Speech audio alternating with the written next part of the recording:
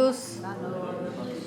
Sejam todos muito bem-vindos a essa casa de oração e que cada um de nós possamos sair daqui melhores do que quando nós aqui chegamos, mais fortalecidos na fé, na esperança, na alegria, na paz e também com os conhecimentos trazidos por Jesus.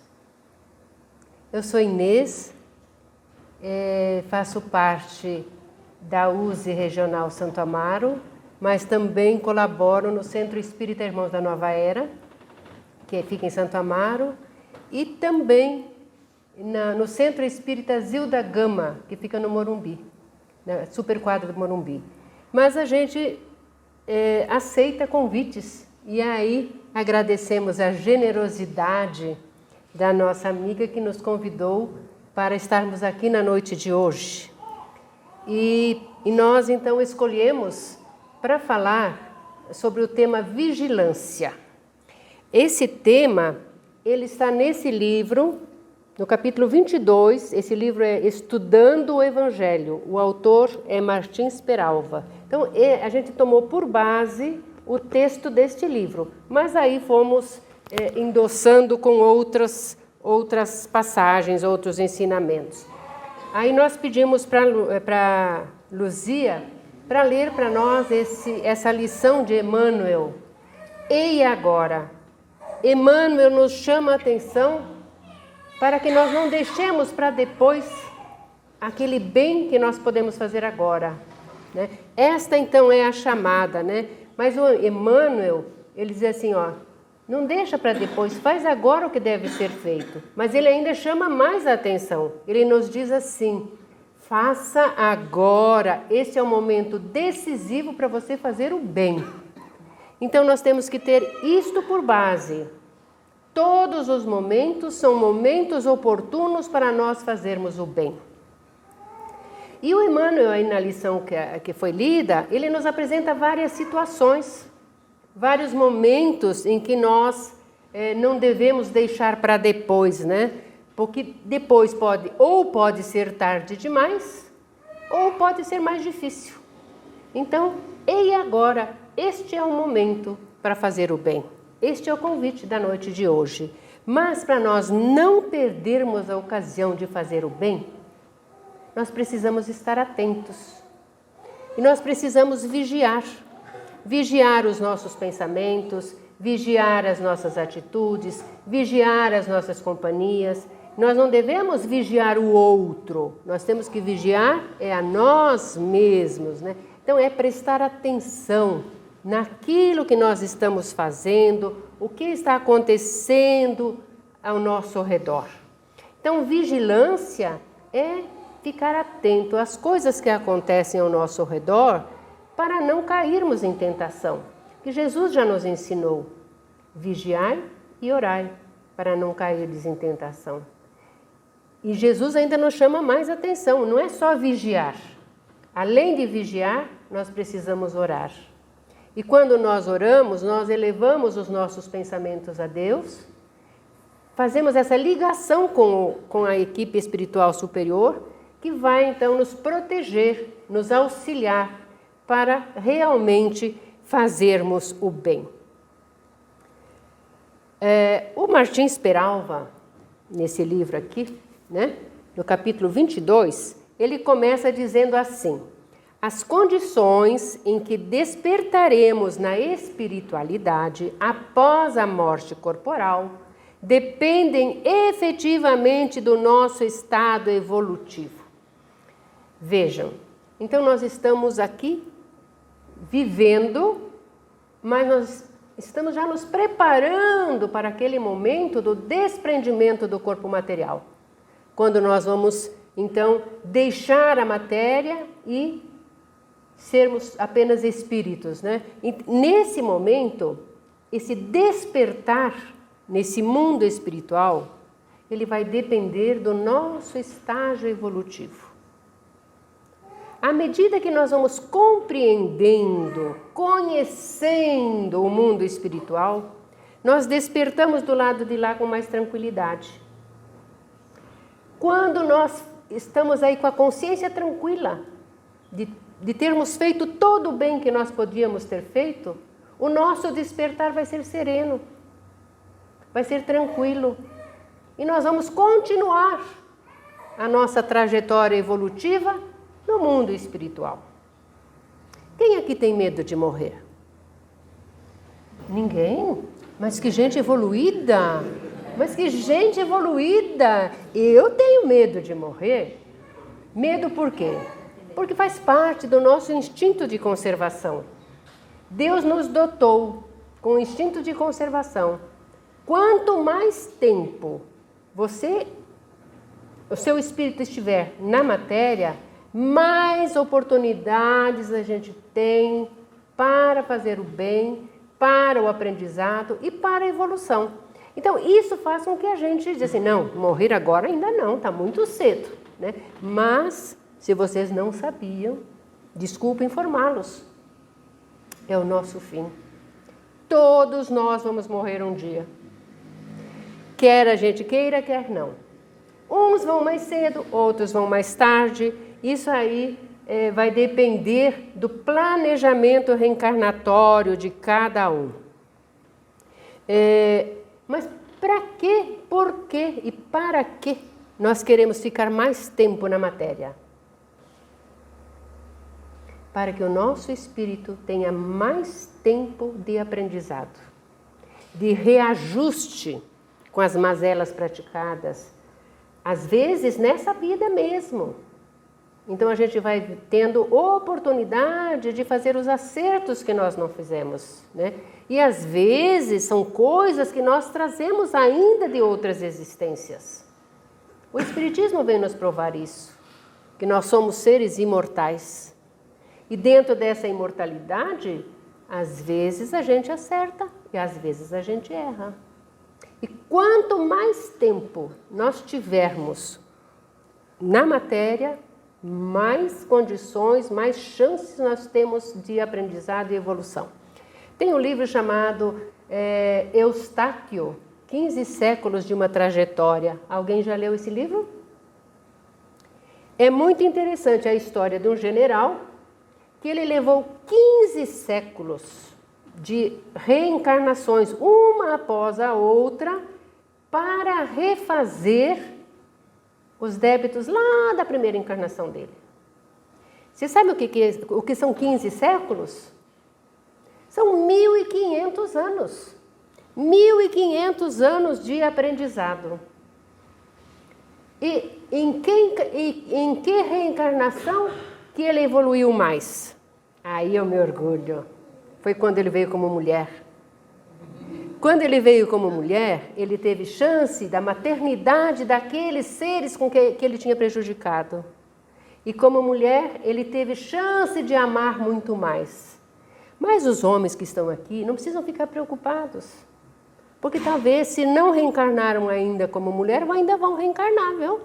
Não pense que vocês vão ser sempre homens. E nós, mulheres, não pensem também que vamos ser sempre mulheres. Cada um vai reencarnar dentro daquele sexo que necessita do aprendizado, né? Então, o Eustáquio, ele levou 1.500 anos de trajetória. E depois de 1.500 anos, ele ainda não era espírito puro. Ele ainda teria outras reencarnações para fazer esse aprendizado. No Evangelho segundo o Espiritismo, no capítulo 10, no item 18, diz assim: todos tendes más tendências a vencer. Sinto muito. Defeitos a corrigir. Não? Ninguém tem mais defeito? Hábitos a modificar. Todos tendes um fardo mais ou menos pesado que deve ser posto de lado para a escalada da montanha do progresso. Não sou eu que estou dizendo. Está lá no Evangelho. É a mensagem de Sansão. E aí? Todos nós temos defeitos, por isso nós estamos aqui. Se nós não tivéssemos defeitos, se nós não tivéssemos nada para aprender, nada para corrigir, nós já estaríamos lá. Nem precisaríamos passar pelo mundo de regeneração, já íamos direto para o mundo dos felizes. Só teve um que encarnou aqui na Terra, que veio do mundo dos felizes e que quando morreu voltou para o mundo dos felizes. Quem foi? Jesus.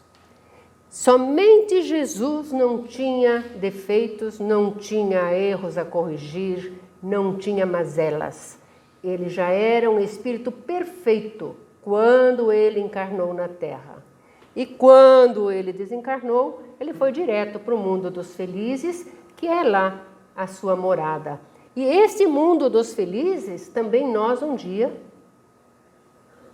chegaremos lá. Com muito esforço, com muito empenho, com muito cuidado, com muita vigilância. Para evoluirmos, nós precisamos nos esforçar para vencer essas más tendências, para vencer esse egoísmo que ainda temos dentro de nós, esse orgulho que ainda temos de nós, a vaidade, todas essas questões que ainda nos fazem errar muito em relação ao nosso próximo. Falhando com aquele mandamento de Jesus, de amar ao próximo como a si mesmo. Mas precisamos nos esforçar. E um dia, todos nós conseguiremos, então, esta evolução, sermos esses espíritos puros, nos tornarmos anjos. Maravilha! Aí, quando formos anjos, não vai ter mais dor, não vai ter mais sofrimento, não vamos mais sentir frio, não vamos mais sentir fome, é só beleza. Mas precisamos nos esforçar, né? Enquanto nós ainda estamos nesta faixa evolutiva em que nos encontramos, ainda com imperfeições, ainda com defeitos, nós acabamos atraindo para nós companhias semelhantes. Então, espíritos desencarnados que gostam das mesmas coisas que nós gostamos, que pensam do mesmo jeito que nós pensamos, com quem nós temos afinidade, eles se aproximam de nós.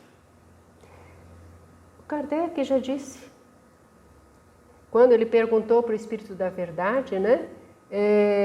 E a resposta foi que os espíritos pululam na Terra. E há tantos espíritos bons quanto nem tão bons. Quando nós temos ainda imperfeições, nós vamos atrair por afinidade espíritos da mesma ordem.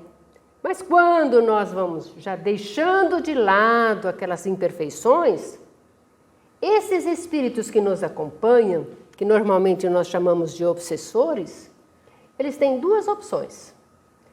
Ou eles se melhoram conosco e nos acompanham dentro dessa evolução, se melhorando também, ou então eles vão procurar outra companhia. Não vão ficar mais do nosso lado, porque já não tem mais aquela liga, não tem mais aquela afinidade. Aí eles vão procurar outra companhia. Porque nós, encarnados, façam uma pequena reflexão. Com quem vocês gostam de estar? Ao lado de quem vocês gostam de ficar? De quem nós gostamos? Nós gostamos de ficar ao lado daquele que não nos critica, daquele que nos ama, daquele que não nos magoa, daquele que pensa como nós pensamos. Não é verdade? Quem aqui é espírita há bastante tempo? E quem aqui é espírita há pouco tempo? Ninguém levantando a mão? Então, se vocês observarem, nessa trajetória, já houve uma mudança. Você já deixou de gostar de determinadas coisas. Alguns hábitos que você tinha antes, agora você não tem mais. Então, aqueles companheiros do passado já não são mais seus companheiros agora. Agora, os seus companheiros são aqueles da casa espírita, são aqueles que fazem a caridade, são aqueles que fazem trabalhos de voluntariado, fazendo o bem. São pessoas que também estão agindo do jeito que nós agimos. Se nós encarnados fazemos essas escolhas, os desencarnados também fazem. Então, se nós nos melhoramos, os espíritos inferiores, ou eles se melhoram conosco, ou eles vão procurar outra companhia. Então, se nós sabemos disso, muito mais força temos que fazer para evoluirmos, para deixarmos de lado as coisas ruins, aqueles maus hábitos, né? E aí, com isso, nós vamos tendo a oportunidade de nos melhorarmos e até de melhorar aqueles nossos companheiros, porque de repente dizem assim, puxa vida, sabe o que é legal fazer como ele é? E aí acabam aprendendo também a fazer as coisas boas, né? Nós temos aqui a oportunidade de assistir palestras, fazer cursos, ter boas leituras. Estas coisas é que vão nos dando aquele ensinamento necessário para a nossa melhoria. Quando a gente estuda, quando a gente aprende, a gente tem mais possibilidades de discernir entre o bem e o mal.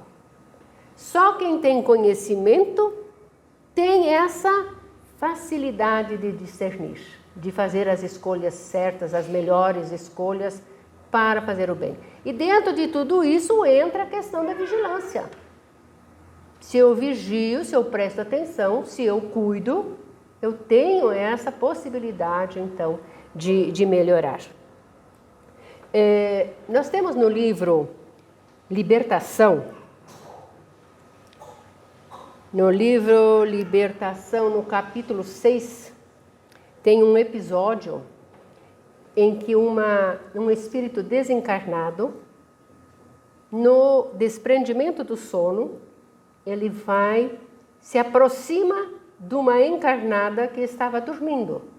E quando nós dormimos, o nosso espírito se desprende, né? Conforme o nosso preparo para dormir, nós vamos nos encontrar com espíritos levados, assistir palestras, fazer cursos, fazer excursões, visitar seres amados, quando nós temos esse preparo para dormir. Mas quando a gente não se prepara para dormir, vai dormir com raiva, chateado, às vezes embriagado, né? ou com outras situações menos felizes, aí o sono é meio perturbador. Então, nessas ocasiões, é que nós vamos nos encontrar com espíritos infelizes. É isso que está contando aqui nesse caso do livro Libertação, aí do capítulo 6.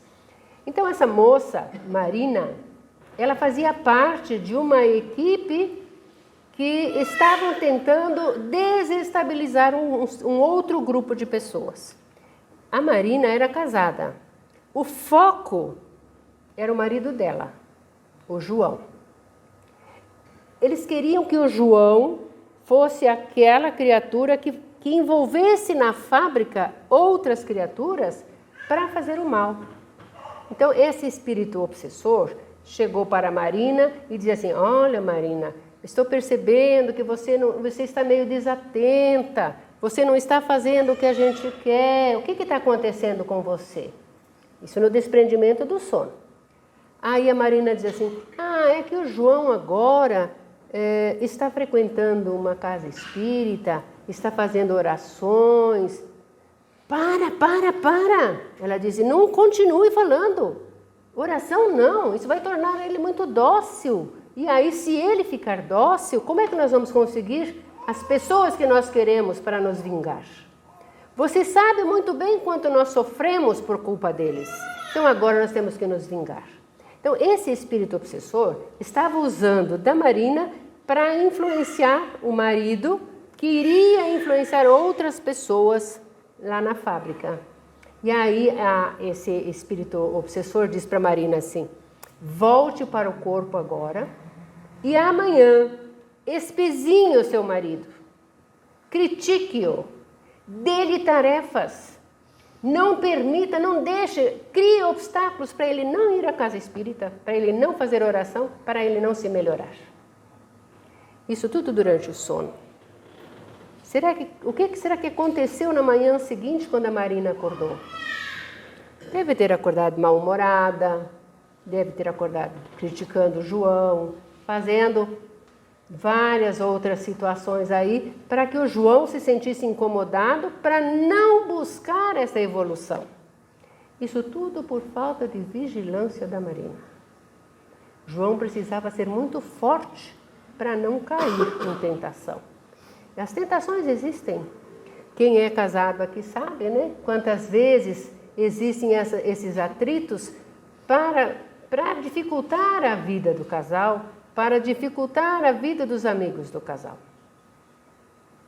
Nós temos um outro episódio no livro Missionários da Luz. Missionários da Luz, deixa eu ver. Eu pulei aqui, né?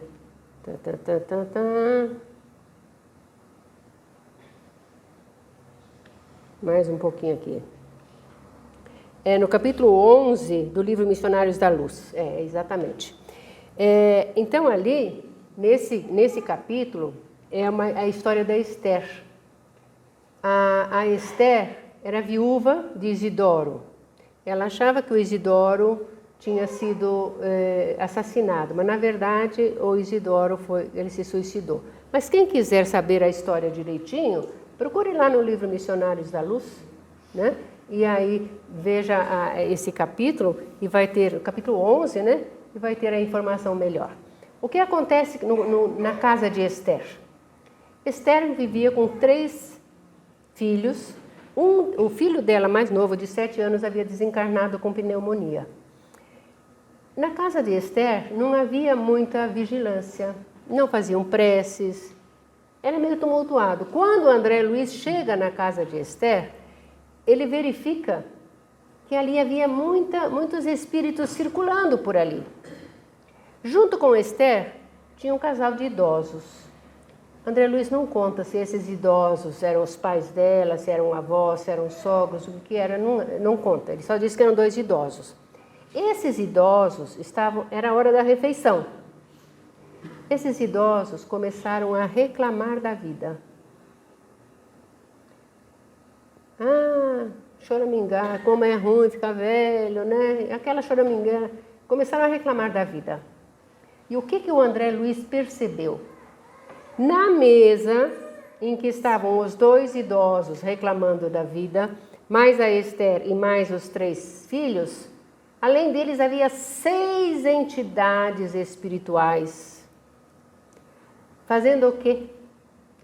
Absorvendo os alimentos, as energias dos alimentos daquela mesa. Aí as crianças, a Esther, os idosos comiam. O que eles comiam? Iam comer só a matéria. A energia era absorvida por essas entidades. Mas por que essas entidades estavam ali? Exatamente por falta de vigilância no falar, no comentar. Quando nós estamos à mesa de refeição, nós precisamos tomar cuidado. Não vamos ligar a TV com notícias ruins, assassinatos, acidentes, mortes, porque isso vai atrair espíritos afins.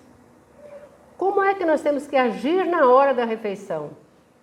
Com calma, com serenidade, fazendo uma prece antes do alimento, agradecer a Deus pelo alimento que estamos recebendo. A gente não precisa fazer um rosário, uma reza comprida. Basta elevar o pensamento a Deus e agradecer pelo alimento que tem. Isso já é uma prece, isso já é suficiente para que nós não atraímos para nós espíritos inferiores. O Evangelho no lar é um dos antídotos melhores para a proteção da família. Quando nós fazemos o Evangelho no lar, as nossas paredes são feitas como se fossem barreiras que impedem a entrada de espíritos inferiores. Eles podem até chegar do lado de lá das paredes. As paredes fluídicas vão trazer essa proteção e essa garantia para a nossa casa. Quem faz o Evangelho no lar não vai ter problemas? Sim, vai ter problemas. Porque faz parte da terra. ter problemas faz parte da Terra. 5 para as 8 já está quase acabando o meu tempo. Então, isso faz parte. Mas nós podemos evitar. Nós podemos tomar esses cuidados para não sofrermos essas interferências negativas na nossa vida. O Evangelho do Lar vai nos dar respaldo, vai nos oportunizar boas ideias para resolver determinados problemas que nós temos. Então, o Evangelho no Lar faz parte do orai e vigiai, né? Isso é muito bom. Eu queria ainda falar para vocês do Santo Agostinho. Vocês conhecem a história de Santo Agostinho? Santo Agostinho, ele fez parte da equipe da verdade, né? Das questões que o Kardec perguntou, ele trouxe respostas, né? Então, o Kardec, lá na questão 919 do Livro dos Espíritos, ele pergunta à equipe do Espírito da Verdade se existe uma maneira de nos melhorarmos já nesta vida. Será que a gente tem que esperar para ser feliz quando está do lado de lá? Ou será que a gente já pode ser feliz aqui? A gente já pode evoluir aqui? Aí, a equipe da verdade respondeu, sim. De que forma? Conhece-te a ti mesmo.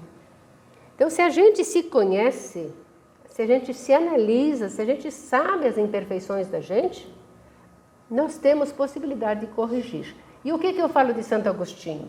O Santo Agostinho vai responder na questão 919A. E ele diz assim, fazei o que eu fazia enquanto vivia na terra. Ao deitar, eu me perguntava se eu fiz todo o bem que podia ter feito naquele dia, se eu magoei alguém, se eu feri alguém, se eu deixei de fazer o bem para alguém. Fazendo isso, no dia seguinte eu tinha a oportunidade de me corrigir. E foi assim que eu me melhorei. Ele foi canonizado pela Igreja Católica como santo. Ele foi convidado para fazer parte da equipe da verdade. Mas Agostinho foi sempre assim? Não. Agostinho, até os 50 anos, é o que a gente pode dizer assim, era da pá virada. Era mulherengo, gostava das noitadas, era beberrão, fazia e tinha raiva da igreja, não acreditava, se dizia ateu, né? Então, nossa, era difícil a convivência com o Agostinho até os 50 anos. Mas a mãe dele, a Santa Mônica, rezou durante 20 anos, indo à igreja 3 vezes por dia, para pedir a melhora do Agostinho. Tanto rezou que depois dos 50 anos, ele caiu na real, se transformou, se modificou, escreveu uma obra de uma filosofia maravilhosa, passou a ajudar muita gente enquanto encarnado, se transformou. E quando desencarnou, foi canonizado como santo, né? E se tornou essa criatura que nos dá esses bons exemplos. Então, se o Santo Agostinho era desse jeito, e ao se melhorar se tornou santo, por que é que nós também não podemos nos esforçar para nos melhorar? Vigiando, orando, cuidando da nossa vida, para não errarmos mais do que já temos errado até aqui. E que bom estarmos nessa casa hoje. Momento de reflexão, momento de aprendizado, momento de meditação. Quando nós saímos de casa para irmos a uma casa espírita, nós já saímos acompanhados por bons amigos espirituais. E se tem aquele que não é bom amigo, ao chegar aqui, ou ele não recebe permissão para entrar, ou ele se melhora. fica do lado lá ouvindo as coisas e se melhora.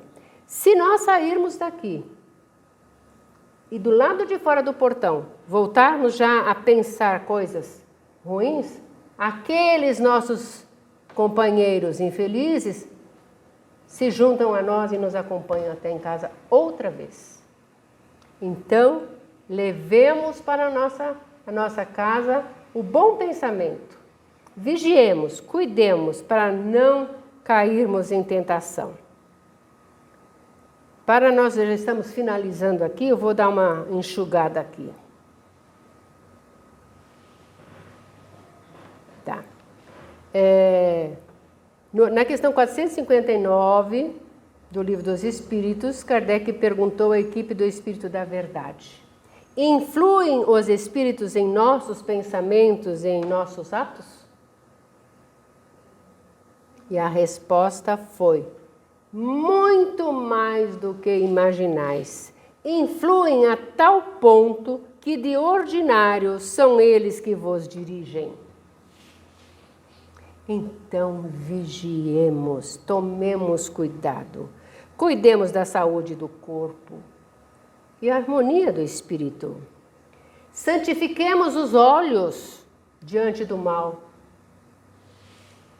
Se os seus olhos forem bons, seu corpo será pleno de luz. Isso está em Mateus, capítulo 6, versículo 22. Eduquemos o ouvido. Isso quer dizer, não devemos aguçar o ouvido para ouvir o que não nos faz bem, para fofoca, para maledicência. Vamos apurar o nosso ouvido para ouvirmos coisas boas, né? Vamos controlar a nossa língua para não falarmos o que não nos faz bem. Evitemos a fofoca, a maledicência e vamos cuidar para que não tenhamos animosidades. Vamos usar a água da paz. Se alguém nos ofende, água na boca. Segura a água na boca até a raiva passar. Aí depois você pode engolir, porque daí você já está calmo. Isso quem nos ensina é o Chico Xavier, né? Onde que a gente pode comprar essa água da paz, né? É só pegar um copinho de água, botar na boca e segurar, né? Espera a raiva passar, que daí tudo fica bem, né? Então nós precisamos, além de ouvir as palestras, colocar em prática no nosso dia a dia. É isso que nós precisamos fazer.